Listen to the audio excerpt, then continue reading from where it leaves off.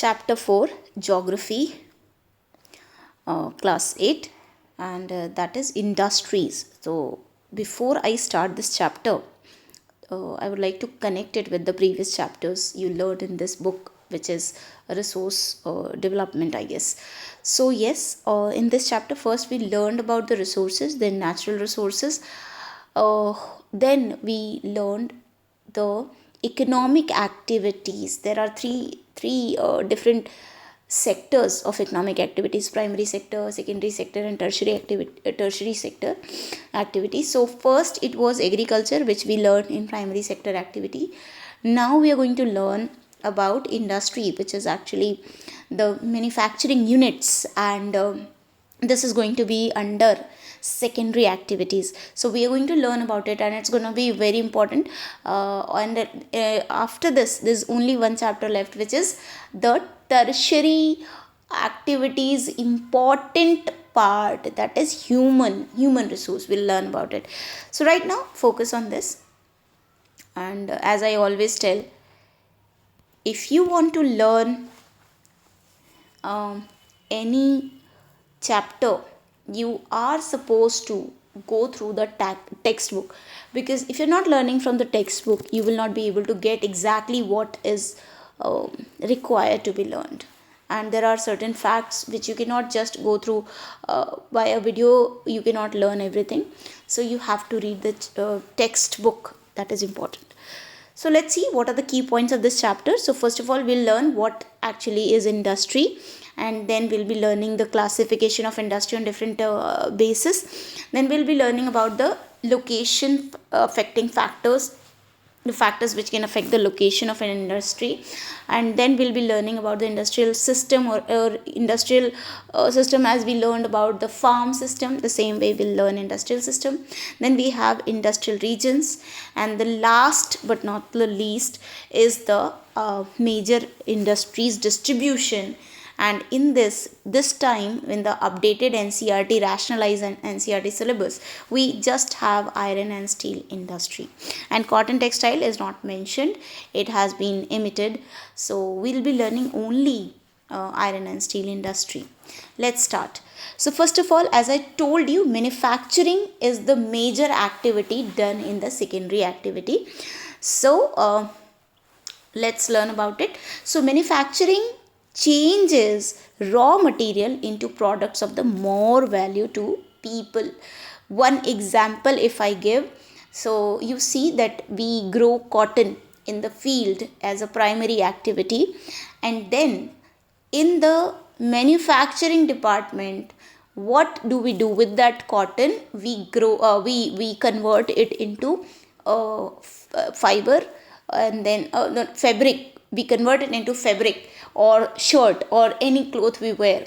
So it means what we have done, we have added the value to that cotton which was grown in the field, and it was used as raw material in this manufacturing. So this way we add value. And one simple example which I had given in the agriculture chapter also, potato. You grow potato in the field, and we use that potato as raw material in the secondary activity while making chips. So we make chips. So one potato which was of merely 1 rupee of cost, here it becomes of 10 rupee while after being packaged. So that's how we add value to the product. Okay, then here it is the example given. Then now, what is industry? Industry refers to an economic activity that is concerned with production of goods, extraction of minerals, and provision of services. So broadly it has covered everything, right? So here you are doing production of goods, then you are extracting minerals, and then changing its raw form into the pure form. Then the provision of services, like any service which is provided, like hospitality services where you get hotels and restaurants. So all these things are coming in industry. Okay, now factors affecting the location of an industry. Whenever you want to develop an industry, or you want to locate a factory unit or an industrial unit, you find out certain things to be available there, and to be in good amount, and at low cost Okay, so we will see what are those things. So availability of the raw material, like land should be there, water should be there, capital means here money, and the other things like machinery, land, all these things will also come under capital. Then we have power as in electricity, okay, and availability of the coal, which is a source of power. Then we have market. Without the market we don't know what is the demand, or which thing is demanded, which things are needed by the people, which you should manufacture in the industry. So it is also important. Then transportation. So from the field to the manufacturing unit you have to bring the raw material. For that you need transportation, you need infrastructure like proper good roads, okay. And then when you have produced something, you have manufactured something in the factory, in the manufacturing unit, then you have to transfer it to some place like market where it will be sold and you will earn profit. So for that reason also you need transportation. So that's why transportation or transport becomes an important aspect or a factor which can affect the location of industry. Where all these things are available easily, you will go to you will prefer to develop industry over there. Okay, in the backward areas government provides subsidized power, low transport cost and other infrastructure. So backward areas means where there is no development, there is no industry, no thing like nothing, no manufacturing units are there. So government tries to develop it in a proper manner. So government provides some attraction to the people who wants to develop industry. So they try to attract them by providing subsidized things, like if power they are availing, suppose it is 5 rupees per unit, the government will pay 3 rupees and it will cost you only 2 rupees. So this way government will subsidize the power for you. Then it will provide low transport cost and it will also provide good infrastructure. As I told you, the roads and whatever is there, like the water supply facility, how would it reach to you. So all these will be provided in a proper manner. And because of this there will be development and growth of cities and towns. Because of the industrialization, when there is a lot of industry develops, it will be known as industrialization, the process of industrialization. So through this the cities and towns will develop, and with that urbanization can also be seen. Okay, so it is important. Now the classification of industry. So there are three classification, you can say, or you can say there are classification on the basis of three aspects. One is how you use raw material, which type of raw material you use, that is on the basis of raw material. Second, on the basis of size, and third, on the basis of ownership. So first, if we take the classification on the basis of raw material, there is agro based raw material used, like as I told you, cotton, which is grown in field. Then you have example of food, like any food grain, like bread industry, bakery industry, they all are based on agriculture. So they are getting their raw material from agriculture, so they are agro based industry. Sugar industry also, you get sugar cane in the field, it is grown in field and then it is converted into sugar in the manufacturing unit. So this is how we classify some industry as agro based industry. Then we have mineral based industry, where as raw material they will use minerals, okay, and minerals are found in rocks. We have learned it in 7th class, so you know that minerals are found in rocks. So you need to extract them, and then you will clear it, smelt it, and it will be converted into pure metals, and then you will use it properly. Okay, metal or non-metal, then you will use it properly in the industry. Suppose we take iron, so you convert it into steel, and then you make certain things whatever is required. Then we have, so iron and steel industry will come under this mineral based industry. Then we have marine based industry. So marine based industry Here are the examples. As I've told you, these are the things you can see from here. Then we have marine based industry. So marine based industry use the raw material from sea and ocean, which is used as raw material, and then the things which they will produce will be seafood or fish oil. So these will be the units which will be known as industry based on marine raw material. ठीक है. Now we have forest based industry. So anything like wood pulp or for making paper, or wood for furniture, or you can say honey for honey. Yes, honey can overlap in agro based or here also. So honey can also be used as a forest raw material, so it will also considered as forest based industry. Okay, building construction is all again forest based industry, and it will overlap with the mineral based industry as well. Now the second classification is classification on the basis of size. So here is a comparison, and you should understand this comparison, it is very important. So size here means the investment of capital and the output size, like how much you produce. Okay, so if you're producing a little, it will be known as small scale industry, and if you're producing a lot, then it will be known as large scale industry. So let's read about small scale industry. So it uses small amount of capital. The word capital is coming again and again, so you should know that capital means the money which you invest. Okay, it can be only money, or it can be in the form of purchasing machines and equipments. So that is also the capital. So capital and technology will be less in small scale industry, and in the large scale industry the same will be in more larger amount. Okay, so produce large volume products. If we talk about large scale industry, it will produce large volume of products. Okay, then cottage or household industries are a type of small scale industry. So example is given here, and we have to give example. Products are manufactured by hand or by artisans. So here the products will not be majorly made or produced by, or manufactured by machines, but it will be manually it will be done. So yes, we should learn this. Then one more example is given, basket weaving or pottery, it will be considered as small scale industry, and small bakery shop will also come under this. So yes. Okay, then large scale industry will have investment of large amount of capital, technology will be higher, and the produce will also be in large volume.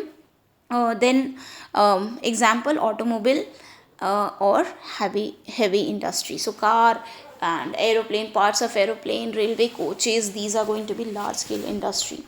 Okay, chaliye. Then we have the last classification, which is classification on the basis of ownership. So in this we have four categories. First is private sector industry, where the overall control and ownership will be in the hand of individual or a group of individuals. So it can be Tata, it can be Tisco, it can be Reliance. Right now you can see that. So these are private sector industry, and public sector industry owned and operated by the government. It is completely in the hand of government. And why it is considered public? Because the money which is used by the government is collected from the public. So yes, in the form of tax. So yes, it is called as public sector industry, and it works for the welfare of the public.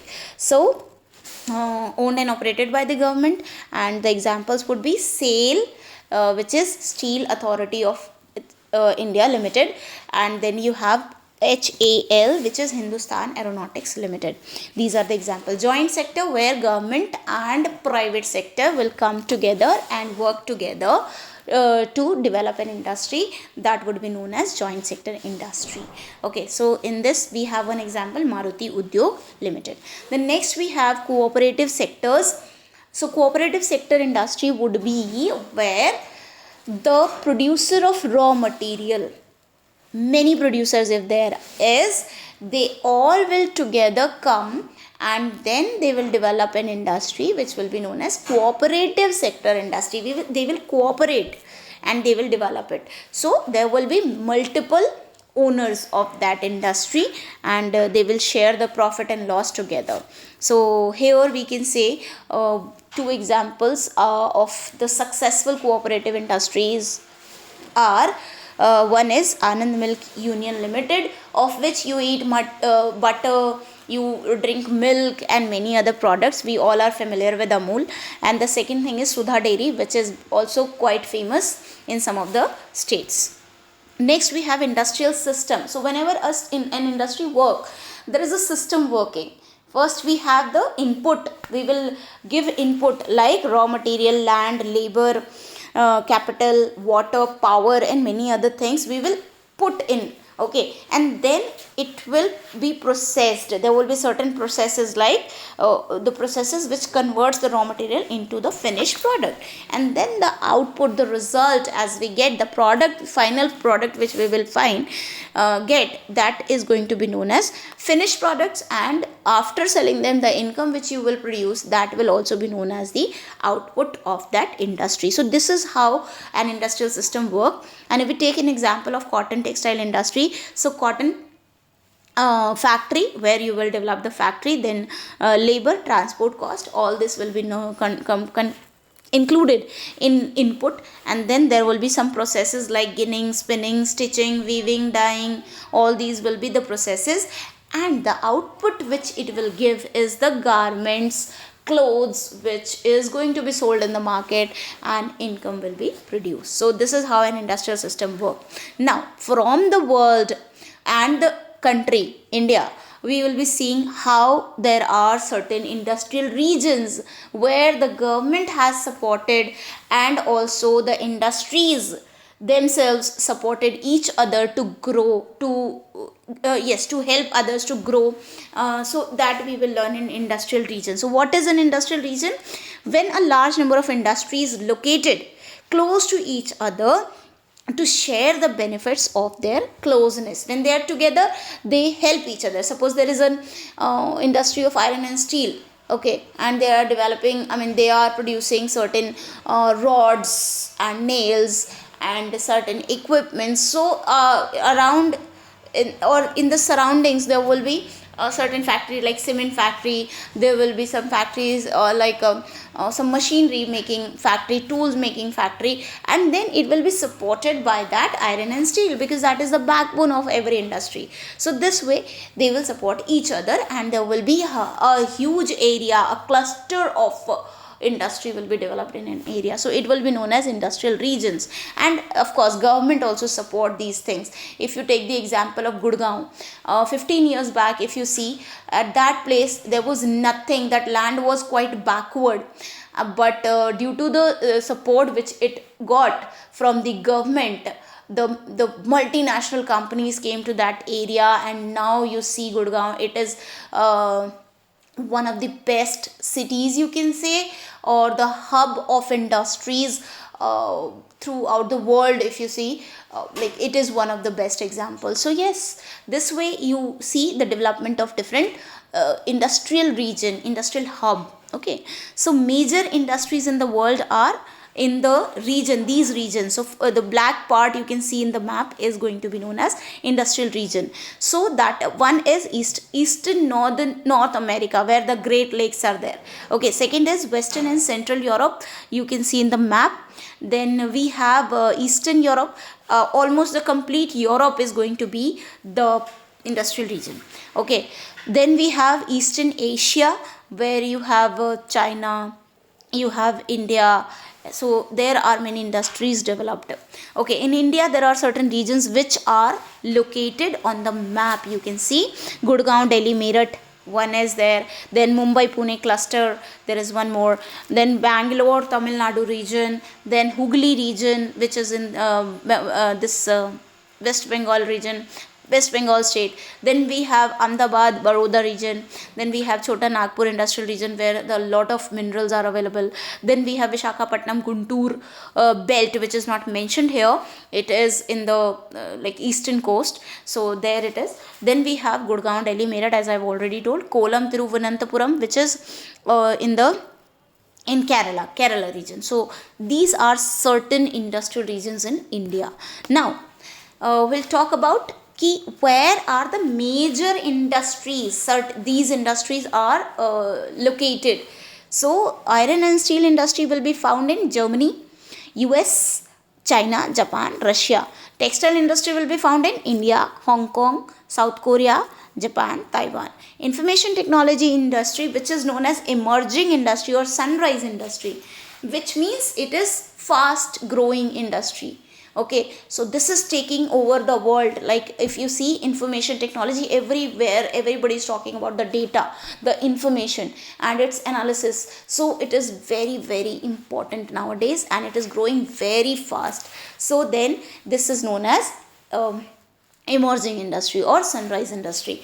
Hotel, restaurant, these are also some sunrise industry. It can also be counted under sunrise industry. So where it is located? Silicon Valley of Central California in US, and Bangalore region, which is in California of India. Okay, it is known as this Silicon Valley of India. So this you should know. Then here we will be talking majorly about one iron and steel industry, which is the backbone of other industry. Okay, so here first we will see how. So it is the feeder industry for other industry. As I told you, it is making everything from a pin to a ship. So here, everywhere steel and iron is used, even in the utensils which you use at your home for eating, for cooking, they are also made of steels. So steel is a very important a base for other industry, we can say. And here if you see the industrial system for iron and steel, so input would be iron ore, coal, limestone, labor, capital and other infrastructure. Then process will be refining and smelting. Then you have the output, which is steel. Steel is often called the backbone. As I told you, everything is made up of steel, pin to ship. Then dependence of other industries are there on this industry for everything. Like if you're developing construction industry, you need a lot of things from iron and steel industry. If you are even constructing a school, if you're developing a school, there also you need a lot of stuff from iron and steel industry. So yes, and if you're doing farming, also you need a lot of equipments from iron and steel industry. So yes, that's why we can say it is the backbone. Now we'll be talking about two important places in comparison, as we have done in agriculture chapter. One is from India, another is from US. So from India, that is Jamshedpur from Jharkhand, which was earlier known as Sakchi, and the other one is Pittsburgh from US. We'll talk about it. So first, Jamshedpur, where first iron and steel industry before independence in 1907, first iron and steel industry which was developed in India was in Sakchi, which is now known as Jamshedpur, and its name was TISCO. So Tata Iron and Steel Company is the full form of TISCO. It started in 1907 and at Sakchi, and that place is near the confluence of two rivers. One is Subarnarekha and other is Kharkai, because every industry needs a lot of water. So water was available there, so naturally it was suitable location for the development of this industry. I told you, it is the only iron and steel plant in the country before 1947. Geographically, Jamshedpur is conveniently situated iron and steel in the country. What are the good things about it? That good transportation was available through Kalimati railway station. Then raw material was available through that Chota Nagpur plateau region. Then we have market in Kolkata. Then sufficient water was available due to the rivers which was there. Okay, then we talk about Pittsburgh. Again, it is an important steel city of USA. Locational advantages, as you say, geographical location, how it gives the benefits. So raw materials such as coal available locally. Iron ore comes from the iron mines in Minnesota. Then we have transportation available through railway plus waterway, which was through Great Lakes. So it was again one of the benefits which is naturally available. Then water supply from Ohio River, Monongahela and Allegheny River, and then it supports many other industry there. This way we finish the rest of the things. We don't have to study because this is not the part of your chapter. So this way we finish it. And as I told you, sunrise industry is this information technology and hospitality industry. The both are now sunrise industry. This way we have completed the chapter. You should read the chapter to get more of the textual text, whatever text is available, that you have to read from there. Okay, thank you so much.